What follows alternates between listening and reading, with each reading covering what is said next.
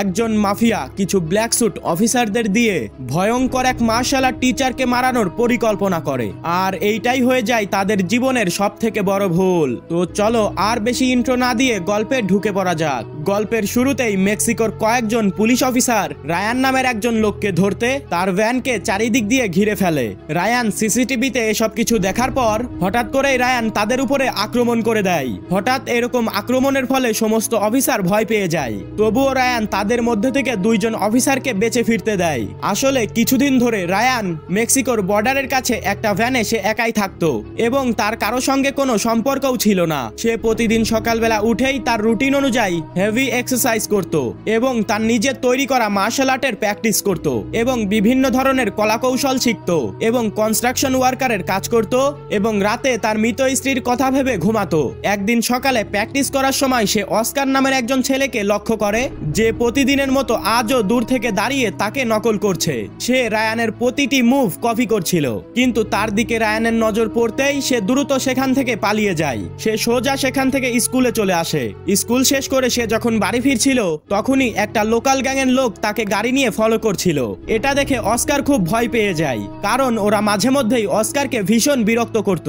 Oscar দৌড়ে গিয়ে একটা গাড়ির পেছনে লুকিয়ে পড়ে। ফ্যালকো আর তার সাথীরা তাকে দেখতে না পেয়ে সেখান থেকে চলে যায়। এই সমস্ত ঘটনা রায়ান পাশের একটা রেস্টুরেন্ট থেকে দেখে নেয়। রাতের বেলা ফ্যালকো তার দলবল নিয়ে অস্কারের বাড়িতে চলে আসে আর তাকে বন্দুক দেখিয়ে ভয় দেখাতে থাকে, কারণ সে জানতো অস্কার ইচ্ছে করে তাদের থেকে পালিয়ে এসেছে। ফ্যালকোর কথাই এটা বোঝা যাচ্ছিল অস্কারের ভাই হেক্টর, যে আসলে ছিল ফ্যালকোর গ্যাং লিডার, সে একটা কাজে ইউনাইটেড স্টেটে গিয়েছে। এই জন্য তার অনুপস্থিতিতে ফ্যালকো আর তার লোকজন অস্কারকে ভয় দেখাতে থাকে। ভয়ে অস্কার নিজের কাছে থাকা সমস্ত টাকা পয়সা ফ্যালকোকে দিয়ে দেয় আর ফ্যালকোকে হুমকি দিয়ে বলে সে যদি হেক্টরকে এই সব কিছু বলে তাহলে সে তাকে ছাড়বে না। এর পরের দিন অস্কার আবারও বায়ান্টের ট্রেনিং দেখতে তার ভ্যানের কাছে যায়, আর এবার বায়ান্ট হঠাৎ করেই তার সামনে চলে আসে এবং তাকে বলে চলো একসাথে প্র্যাকটিস করা যাক। এই কথা শুনে অস্কার ভীষণ খুশি হয়ে যায় এবং বায়ান্ট তাকে মার্শাল আর্টের পাশাপাশি অনেক ভালোভাবে ফিজিক্যাল ওয়ার্কআউট করাও শিখিয়ে দেয়, যার কারণে মাত্র কয়েক মাসের মধ্যেই অস্কারের ভেতরে অনেক পরিবর্তন আসতে শুরু করে এবং সে অনেক শক্তিশালী হয়ে ওঠে। একদিন অস্কার বায়ানের ভ্যানে তার স্ত্রীর ছবি দেখে, যা দেখে অস্কার তার সম্পর্কে জানতে চায়, কিন্তু সে তখন এই প্রশ্ন না করে এমন ভাবে জিজ্ঞেস করে বায়ান তাকে মার্শাল আর্ট কেন শেখাচ্ছে। তখন বায়ান তাকে বলে কারণ আমি তোমাকে সেদিন সেই গ্যাংয়ের হাত থেকে লুকোতে দেখেছি, তুমি যদি তখন মার্শাল আর্ট পারতে তাহলে তুমি ওই গ্যাংয়ের মোকাবেলা করতে পারতে, আর এই জন্যই আমি তোমাকে মার্শাল আর্ট শেখাচ্ছি। এই কথা শুনে অস্কারও বলে দেয় ওই গ্যাং তার ভাই হেক্টরের, কিন্তু তবুও তারা প্রায় তাকে বিরক্ত করে। এটা বলার পর অস্কার বাইরে বায়ান্টের সঙ্গে প্র্যাকটিস করছিল।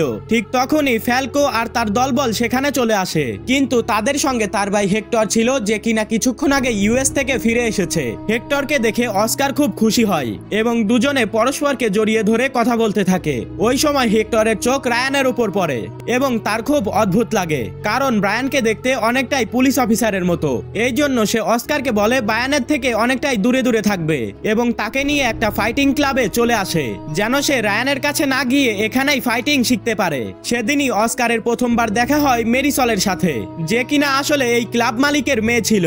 অস্কার যখন নিজের অ্যাডমিশনের কথা বলে, মেরিসল তাকে বয়সে ছোট হওয়ার কারণে অ্যাডমিশন দিতে অস্বীকার করে।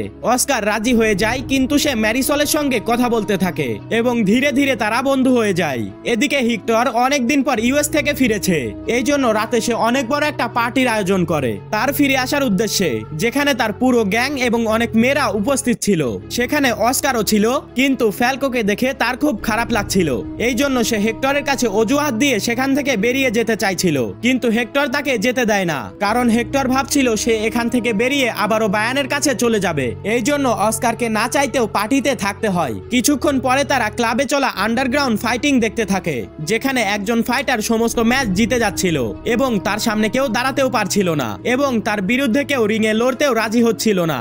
এটা দেখে অস্কার নিজেই রিংয়ে উঠে যায়, যেখানে সে বায়ান্টের শেখানো কৌশলের মাধ্যমে সেই ফাইটারের সঙ্গে লড়তে যাচ্ছিল। শুরুতে হেক্টর এবং অন্যান্য সমস্ত সাথীরা ভেবেছিল অস্কার ওই ফাইটারের হাতে খুব খারাপভাবে মারা পড়বে, কিন্তু হয় ঠিক তার উল্টো।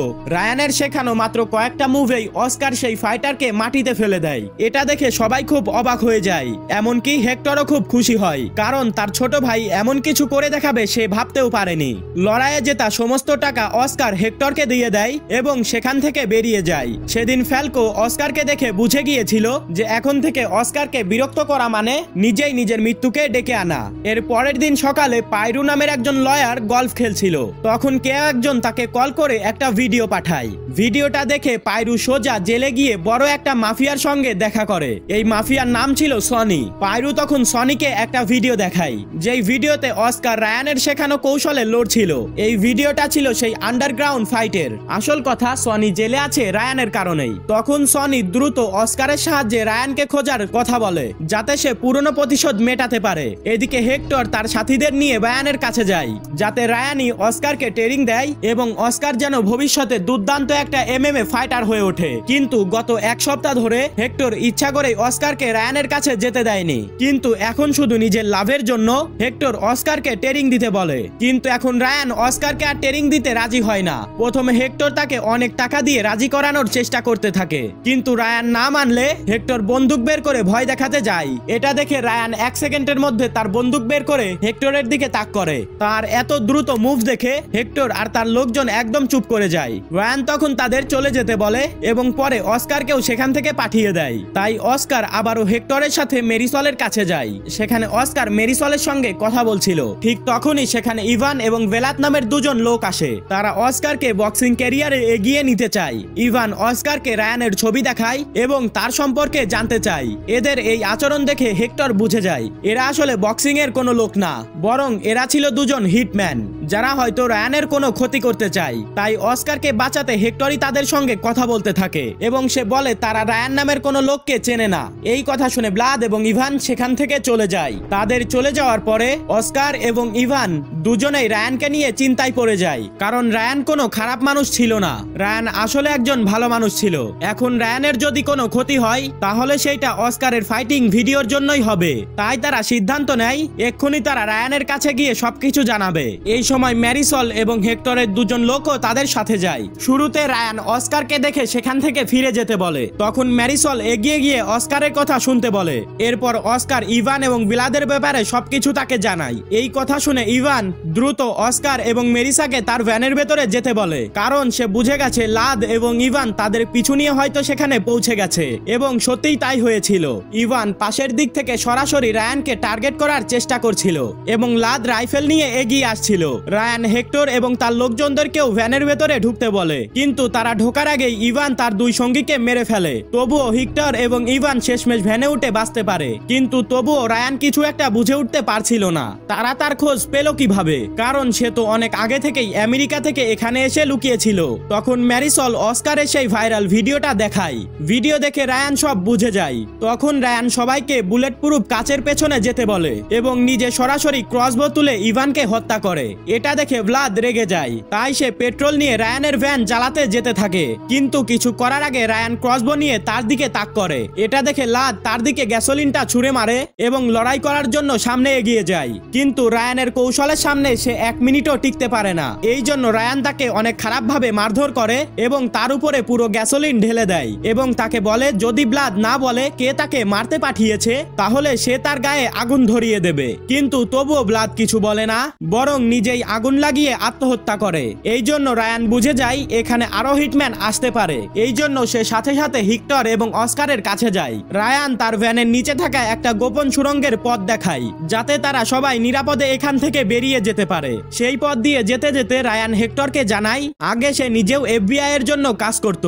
সেই সময় তাদের শহরের পুলিশ ছিল জেনারেল সনি, কিন্তু শুরু থেকেই সনি এতটাই করাও ছিল যে অস্ত্র ড্রাগস বিক্রি করার পাশাপাশি মানুষও হত্যা করত।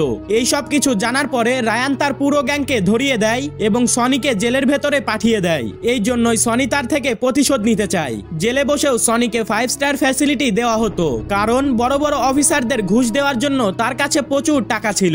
এই সব কিছু বলার পরে রায়ান তার ওয়াইফের বিষয়ে বলে আসলে সে এখনো বেঁচে আছে। এক সময় সনির লোকেরা তাকে অপহরণ করে রায়ানকে মেরে ফেলতে চেয়েছিল। যদিও রায়ান তাকে বাঁচাতে পেরেছিল, তবুও তার সেফটির জন্য তাকে দূরে পাঠাতে হয়েছিল এবং ঝগড়ার নাটক করে মেক্সিকো মেক্সিকোতে আসতে হয়েছিল। তারপর থেকেই কেউ রায়ানের খোঁজ জানতো না, সে কারো সঙ্গে কথাও বলতো না। এরপর রায়ান হেক্টর, অস্কার এবং মেরিসলকে সুড়ঙ্গ দিয়ে বের করে দিয়ে নিজে আবার ভ্যানে ফিরে আসে এবং সিসিটিভি দেখতে থাকে। অনেক ভয়ঙ্কর কিছু অফিসাররা তার ভ্যানকে ঘিরে ফেলেছে, যারা কিনা সনির কথা মতো তাকেই ধরতে এসেছে। কিন্তু রায়ান লড়াইয়ের জন্য সম্পূর্ণভাবে প্রস্তুত ছিল। সে রাইফেল দিয়ে প্রথমেই কয়েকজন অফিসারকে মেরে ফেলে। তার প্রতিটা মুভ ছিল খতরনাক লেভেলের। সে একে একে সমস্ত অফিসারদেরকে মারতে থাকে। শেষমেশ মাত্র 2 জন অফিসারকে সে প্রাণে বাঁচতে দেয়। তার সামনে আসার পরেও রায়ান তাদেরকে শুধু ওয়ার্নিং দিয়ে বাঁচিয়ে দেয়। ভয় পেয়ে তারা সেখান থেকে পালিয়ে যায়। পরের দিন হেক্টর তার কিছু লোকদেরকে নিয়ে রায়ানের সঙ্গে দেখা করতে আসলে সে দেখে ভ্যানের কাছে রায়ান নেই। সে পুরো জায়গাটা এমন ভাবে পরিষ্কার করেছে যে গত রাতে কিছুই ঘটেনি। হেক্টর এরপর অস্কার এবং ম্যারিসলকে রায়ানের চলে যাওয়ার বিষয়টা জানায়। এই কথা শুনে তাদের দুজনেরই ভীষণ খারাপ লাগে। রায়ানের নিরাপত্তার জন্য এটাই ছিল সঠিক সিদ্ধান্ত। তখন অস্কার সিদ্ধান্ত নেয় রায়ানের শেখানো প্রত্যেকটা মুভ সে প্রত্যেকদিন প্র্যাকটিস করবে এবং ম্যারিসলকে নিয়ে সে সেখান থেকে চলে যায়। এর কিছুদিন পর হেক্টরের টিমের লোকজনেরা একের পর এক নিখোঁজ হতে শুরু করে, যাদের খোঁজ করতে গিয়ে হেক্টরকে অ্যালেক্স নামের একজন পুলিশ অফিসার ধরে ফেলে। সে আসলে সনির জন্য কাজ করত। এরপর অ্যালেক্স হেক্টরকে তুলে নিয়ে জঙ্গলের ভেতরে একটা জায়গায় যায়, যেখানে সে তার লোকজনদের সঙ্গে মিলে হেক্টরকে টর্চার করার পরিকল্পনা করছিল। আর হেক্টরের বাঁচার একটাই রাস্তা ছিল, রায়ানের সম্পর্কে তাকে বলে দেওয়া। কিন্তু তবুও হেক্টর রায়ানকে না চেনার কথা বলে। এতে অ্যালেক্স রেগে গিয়ে তার একজন সাথীকে বলে হেক্টরের কান কেটে ফেলতে, কিন্তু সে কিছু করার আগেই একটা গুলির শব্দ শোনা যায় আর অ্যালেক্সের সেই সাথীটা সেখানেই মারা যায়। আর এটা দেখে অ্যালেক্স সঙ্গে সঙ্গে হেক্টরকে গান পয়েন্টে করে নেয়, কারণ সেখানে রায়ান এসে উপস্থিত হয়েছিল এবং হেক্টরকে ছেড়ে দিতে বলছিল। কিন্তু অ্যালেক্স কথা না শোনাই রায়ান তাকে হেডশট দিয়ে কিল করে ফেলে। এরপরে রায়ান আর অ্যালেক্সের বাকি লোকজনের মধ্যে ভয়ঙ্কর একটা লড়াই শুরু হয়ে যায়। রায়ান আরো লোকজনদেরকে নৃশংসভাবে হত্যা করে, কিন্তু হঠাৎই তার গানের বুলেট শেষ হয়ে যায়। এই জন্য সে দৌড়ে একটা উঁচু জায়গায় চলে আসে। অ্যালেক্সের লোকেরাও তাকে মারার জন্য তাড়া করছিল, কিন্তু রায়ান একে একে সবাইকে শেষ করে দেয়। তাদেরকে শেষ করে রায়ান ফিরে আসে হেক্টরের কাছে। হেক্টর রায়ানের ফাইটিং স্কিলের প্রশংসা করে এবং তার জীবন বাঁচানোর জন্য তাকে ধন্যবাদ জানায়। এরপর তারা দুজন সেখান থেকে ম্যারিসল এবং অস্কারের কাছে যাওয়ার সিদ্ধান্ত নেয়। এদিকে ম্যারিসল এবং অস্কার আবারও রায়ানের ভ্যানের কাছে এসে পৌঁছেছিল।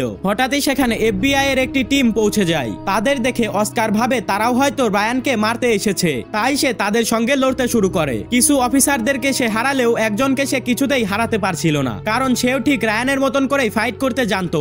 অবশেষে সেই অফিসার মাস্ক খুলে তার নাম বলে এরিক। এরিক আসলে ছিল রায়ানের বন্ধু, আর সে রায়ানকে সাহায্য করতেই এখানে এসেছিল। এটা জানার পরে অস্কার লড়াই থামিয়ে দেয়, আর এরিকই দায়িত্ব নেয় অস্কার এবং ম্যারিসলকে নিরাপদ জায়গায় পৌঁছে দেওয়ার। তাই সে তাকে নিজের টিমের গাড়িতে তোলে, কিন্তু পথের মধ্যে সে বুঝতে পারে সে শুধু রায়ানের ফ্রেন্ড সেজে এখানে এসেছে। সত্যিকারে সে নিজেও রায়ানকে মারতে চাচ্ছিল। এই জন্য সে চুপচাপ ফোন করে হেক্টরকে সবকিছু জানিয়ে দেয়। এটা শুনে রায়ান সঙ্গে সঙ্গে হেক্টরকে গাড়ি ঘুরিয়ে আনতে বলে, কিন্তু এর মধ্যেই এরিক বুঝে যায় অস্কারের চালাকি। এই জন্য সে অস্কারের ফোন কেড়ে নিয়ে বাইরে ছুঁড়ে ফেলে দেয়। এদিকে কিরো তখন পৌঁছে গেছে ডন উলসের কাছে, যে আসলে হেক্টরেরই বস ছিল এবং সব টাস্ক হেক্টরকে সেই দিত। কিরো তাকে টাকার লোভ দেখিয়ে হেক্টরকে তার বাড়িতে ডাকার জন্য বলে। কিছুক্ষণ পর এরিক অস্কারকে নিয়ে সেখানে পৌঁছে যায়। বাচ্চাদের দেখে প্রথমে ডন এই কাজ করতে অস্বীকার করে, কিন্তু কিরো তাকে হুমকি দিয়ে বলে যে তার সব কালো কারবার কোর্টে প্রমাণ করে তাকে জেলে পাঠিয়ে দেবে। এই কথা শুনে তখন ডন রাজি হয়। এই কাজের বদলে ডনকে $20 মিলিয়ন দেওয়ার কথা ছিল। ডন তখন এরিককে বলে অস্কারকে একটা ফোন দিতে, যাতে সে হেক্টরকে কল করে ডনের বাড়িতে ডাকতে পারে। অস্কার ঠিক তাই করে। এরপর এরিক অস্কার সহ মেরিসলকে বেসমেন্টে আটকে রাখে। এদিকে ব্রায়ান্ট এবং হেক্টর অস্কারের লোকেশন জেনে যায়, তাই হেক্টরের বাকি টিম নিয়ে তারা একটা প্ল্যান বানায় এবং ডনের বাড়ির দিকে রওনা দেয়। সেখানে পৌঁছেই তারা একে অপরের উপর ফায়ার করতে শুরু করে দেয়, মানে যাওয়া মাত্রই গোলাগুলি শুরু হয়ে যায়। এই ফায়ারিং এ ডনের অনেক লোক মারা যায় আর তাদের মনোযোগ বাইরে চলে যায়। এই সুযোগে ব্রায়ান্ট এবং হেক্টর পেছন দিক দিয়ে ডনের বাড়িতে প্রবেশ করে। ঢুকেই ব্রায়ান্ট আবারও ঠাস ঠাস করে কিল করতে শুরু করে আর হেক্টর একে একে সবাইকে ধ্বংস করতে শুরু করে। এদিকে বেসমেন্টে থাকা অস্কার বুঝে যায় যে ব্রায়ান এবং হেক্টর চলে এসেছে, তাই তার সামনে থাকা একজন গার্ডকে আক্রমণ করে সে মেরে ফেলে। কিন্তু মেরিসলকে সারানোর আগেই এরিক সেখানে এসে অস্কারের সঙ্গে লড়াই করতে শুরু করে। এদিকে ব্রায়ান এবং হেক্টর বাইরে থাকা সমস্ত গার্ডকে শেষ করে ডনের বাড়ির ভেতরে ঢুকে পড়ে, কিন্তু তখনই এরিক অস্কারের দিকে একটা বন্দুক তাক করে তাকে মেরে ফেলতে যায়। কিন্তু সে গুলি চালানোর আগেই মেরিসল পাশ থেকে পিস্তল তুলে তার উপরে আক্রমণ করে দেয়। ঠিক সেই মুহূর্তে ব্রায়ানও সেখানে এসে পৌঁছায়। তারপর অস্কার এবং মেরিসলকে সাথে নিয়ে সে বের হতেই যাচ্ছিল। ঠিক তখনই বাইরে থেকে ডন তাদেরকে গান পয়েন্টে আটকানোর চেষ্টা করছিল, কিন্তু ঠিক ঠিক সেই মুহূর্তেই পেছন থেকে হেক্টর গুলি করে সেই ডনকে মেরে ফেলে আর এর সাথে সাথেই তারা সবাই এই লড়াই জিতে যায়। আর রাত নামতেই সেখানে FBI এর এজেন্ট চলে আসে, সাথে আসে রায়ানের স্ত্রীও, যে নিজেও FBI তে কাজ করত।